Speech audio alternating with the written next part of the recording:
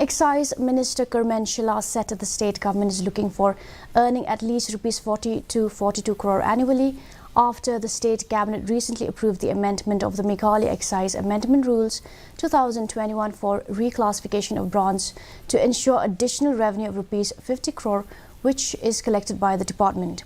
He said the government made this decision which will make the price equivalent and give benefits to the state exchequer.